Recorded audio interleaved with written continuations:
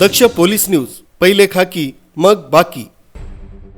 अनैतिक मानवी वाहतूक प्रतिबंधक कक्ष नाशिक शहर शाखेकडील पोलीस अधिकारी तसंच पोलीस अंमलदार हे वरिष्ठांच्या आदेशाप्रमाणे पोलीस आयुक्तालय हद्दीत अवैध वेश्या व्यवसाय चालणाऱ्या ठिकाणांचा शोध घेत असताना पोलीस अंमलदार अतुल पाटील यांना उपनगर परिसरातील एका सोसायटीमधील वेश्या व्यवसाय चालत असल्याबाबत गोपनीय बातमीदारामार्फत बातमी मिळाली होती। मिळालेल्या गोपनीय माहितीच्या आधारे वरिष्ठांच्या मार्गदर्शनाखाली वरिष्ठ पोलीस निरीक्षक डॉक्टर अंचल मुदगल, मध्यवर्ती गुन्हे शाखा नाशिक यांनी शासकीय पंचांसह छापा कारवाई करण्याकरता पथकं तयार केली।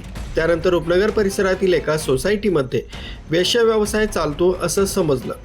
नंतर बनावट ग्राहक पाठवून खात्री केली असता सदर ठिकाणी वेश्या व्यवसाय चालत असल्याची खात्री झाली। खात्री झाल्यानंतर पथकानं सदर ठिकाणी छापा टाकून कारवाई केली।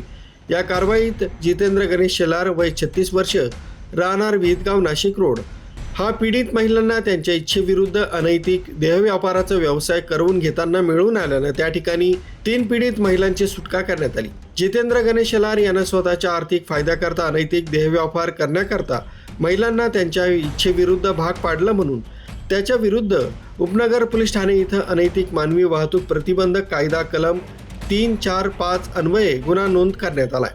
सदर गुन्ह्याचा पुढील तपास उपनगर पोलीस ठाण्याकडील अधिकारी करीत आहेत। सदरची कारवाई संदीप कर्णिक, पोलीस आयुक्त नाशिक शहर, किरण कुमार चव्हाण, पोलीस उपायुक्त संदीप पिंटके, सहाय्यक पोलीस आयुक्त गुन्हे यांच्या मार्गदर्शनाखाली मध्यवर्ती गुन्हे शाखेचे वरिष्ठ पोलीस निरीक्षक डॉक्टर अंचल मुदगल, सहाय्यक पोलीस निरीक्षक विश्वास चव्हाणके, पोलीस उपनिरीक्षक सुवर्णा महाजन, शेरखान पठाण, किशोर देसले, पोलीस हवालदार गणेश वाघ, समीर चंद्रमोरे, लीला सुकटे, युवराज कानमहाले, पोलीस अंमलदार अतुल पाटील, वैशाली घरटे तसंच सामाजिक संस्था विप्लव फाउंडेशनचे कर्मचारी यांनी संयुक्तिकरित्या कामगिरी पार पाडली।